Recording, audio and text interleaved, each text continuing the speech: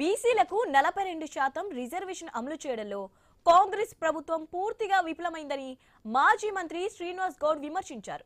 జీవోల ద్వారా కాకుండా రిజర్వేషన్ కు చట్టబద్ధత ద్వారా అమలు చేయాలని డిమాండ్ చేశారు. ఆ పార్టీలో బీసీ నేతలే కాంగ్రెస్ ను నమ్మడం లేదన్నారు. బీసీ రిజర్వేషన్ సాధించే వరకు పోరాటం చేస్తామంటున్న శ్రీనివాస్ గౌడ్ తో మా ప్రతినిధి వెంకటేష్ ఫేస్ టు ఫేస్. నిరసిస్తూ తెలంగాణ రాష్ట్ర వ్యాప్తంగా అన్ని పార్టీలు బంద్ పిలిపించాయి. ముఖ్యంగా బీఆర్ఎస్ పార్టీ కాంగ్రెస్ వ్యతిరేకంగా అంటే బీసీలను మోసం చేసిన పార్టీ మరోసారి బీసీలకు మద్దతుగా ఈ ధర్నాలో కానీ బంద్లో పాల్గొనడం వాళ్ళు ఏహమైన చర్యగా భావిస్తున్నారు. ఈ నేపథ్యంలో మన తెలంగాణ రాష్ట్ర వ్యాప్తంగా జరుగుతున్న ఈ బంద్కు సంబంధించి మామ్నాడ్ జిల్లా కేంద్రంలో ఎక్కడ బీఆర్ఎస్ శ్రేణులు అయితే ఇక్కడ ఆర్టీసీ బస్టాండ్ ముందర ఎక్కడ చూసినా బంద్కు పిలుపునిచ్చారు. ఈ నేపథ్యంలో మాజీ మంత్రి శ్రీనివాస్ గౌడ్ మన దగ్గర ఉన్నారు. ఆయన అడిగి తెలుసుకునే ప్రయత్నం చేద్దాం. చెప్పండి, ఈ బంద్కు కాంగ్రెసే మద్దతు తెలుపము ఎలా భావిస్తున్నారు మీరు? చట్టబద్ధత కల్పించి రిజర్వేషన్ ఇస్తున్నది వాళ్ళే, విద్యా ఉద్యోగాలు రిజర్వేషన్ ఇస్తున్నది వాళ్ళే, కాంట్రాక్టర్లు రిజర్వేషన్ ఇస్తున్నది వాళ్ళే, ఎంబీసీ మంత్రిత్వ శాఖ ఇస్తున్నది వాళ్ళే, మంత్రి పదవులు 42% ఇస్తున్నది వాళ్ళే. 42% మంత్రి పదవులు ఇవ్వలేదు, కార్పొరేషన్ చైర్మన్ ఇవ్వలేదు, అధికారులకు కూడా మంచి పోస్టింగ్ ఇవ్వలేదు.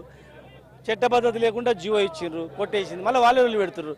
అసలు చట్టబద్ధత కలవాలని బంద్ కదా. చట్టబద్ధత అంటే ఎక్కడ? పార్లమెంట్లో కదా. పార్లమెంట్లో వాళ్ళ నాయకుడు మాట్లాడిపియాలి, పార్లమెంట్లో లొల్లి చేయాలి, స్తంభింపజేయాలి. అది చేయకుండా ఇవాళ మీరు ఇచ్చిన డిక్లరేషను కామన్ డిక్లరేషన్ అమలు కాలేదని మేము చేస్తుంటే వాళ్ళు కూడా చేస్తారు. విచిత్రంగా ఉంది, అంటే వాళ్ళని కన్ఫ్యూజ్ చేయడానికి. అంటే వాస్తవంగా ఇప్పటికే హైకోర్టు కానీ సుప్రీంకోర్టు కానీ తెలంగాణ కాంగ్రెస్ ప్రభుత్వంపై ముట్టికాయలు వేసిన నేపథ్యంలో అన్ని పార్టీలు ముందుకొచ్చిన సమయంలో గత్యంతరం లేని పరిస్థితుల్లో కాంగ్రెస్ పార్టీ ముందుకు వచ్చిందా ఈ బంద్కు?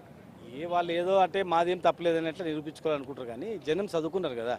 అరే వాళ్ళే ఇస్తున్నారు, ఇవ్వకుండా మళ్ళీ వాళ్ళే ధర్నా చేస్తారు ఇలా అనుకుంటారు, కన్ఫ్యూజ్ అయిపోతారు. కన్ఫ్యూజ్ చేయాలని వస్తుంది, ఏం లేదు. అదంతా వాళ్ళు వాళ్ళ నాయకుడు రాహుల్ గాంధీ గారిని గట్టిగా పార్లమెంట్లో వాళ్ళందరూ మాట్లాడాలి. ఈ రోజు వరకు పార్లమెంట్ ఎవడు మాట్లాడిపియాలి, ప్రధానమంత్రి దగ్గర ఒత్తిడి తీసుకురావాలి. బీజేపీ కూడా బీసీలకు చేస్తూ ఉంటుంది కనుక ఇద్దరు అనుకుంటే ఒక రోజు అయిపోయింది కనుక ఆ దిశగా ఆలు చేయాలి. మేము ఇక్కడ చేస్తాం.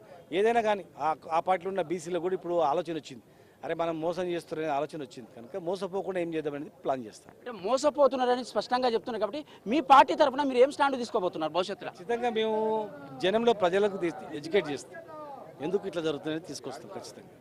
ఇది అంటే ఖచ్చితంగా కాంగ్రెస్ ప్రభుత్వం ప్రజలను మోసం చేయడానికే చట్టబద్ధత ద్వారా ఈ 42% తీసుకురావాల్సిన పరిస్థితుల్లో కేవలము ప్రజలను బీసీలను మభ్యపెట్టేందుకే బీసీ 42% రిజర్వేషన్ అమలు చేసేందుకైతే కుట్రలు పన్నుతుందని ఉమ్మడి పాలమూరు జిల్లా వ్యాప్తంగా ఎక్కడ చూసినా ఈ బంద్కు సంబంధించిన విజయవంతంగా బంద్ నిర్వహిస్తున్నారు. బీఆర్ఎస్ శ్రేణులు కూడా ఎక్కడికక్కడే ఆయా జిల్లా కేంద్రాల్లో అక్కడ ఆర్టీసీ బస్ స్టాండ్లో కానీ ఇతర ప్రాంతాల్లో కానీ స్తంభింపజేశారు. ఏది ఏమైనప్పటికీ ఉమ్మడి పాలమూరు జిల్లాలో బంద్ ప్రశాంతంగా జరుగుతున్నది. వెంకటేష్, ఐనూస్, మహబూబ్ నగర్. ఆర్థిక